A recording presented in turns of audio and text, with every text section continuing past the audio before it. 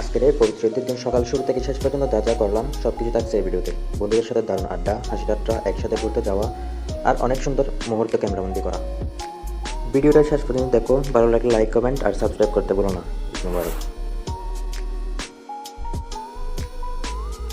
ঘুম থেকে উঠে সবার আগে একটু বাইরে হেঁটে এলাম মনটা ফ্রেশ করার জন্য, কারণ আজ পবিত্র ঈদ উল ফিতর। এরপর ঘরে ফিরে গোসল করে নিলাম। গোসল শেষে নতুন পাঞ্জাবি পায়জামা পরে সুন্দরভাবে রেডি হলাম আর একটু সুগন্ধি লাগিয়ে দিলাম, একদম ঈদের ফিল। প্রস্তুতি শেষে বেরিয়ে পড়লাম মসজিদের উদ্দেশ্যে ঈদ উল ফিতরের নামাজ আদায় করতে।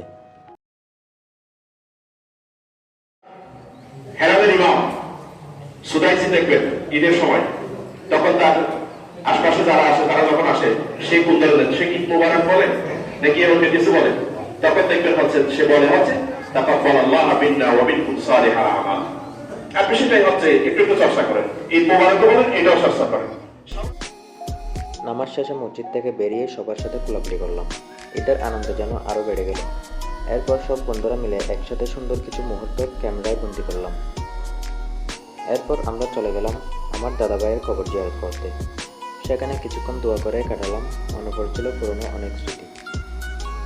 ঈদের আসল আনন্দ যেন শুরু হলো এখান থেকে।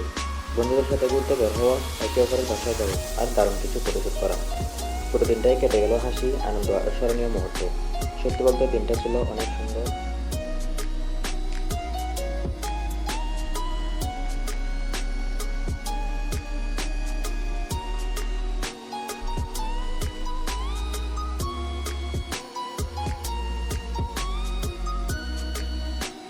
এই ছিল আজকের দিনটা।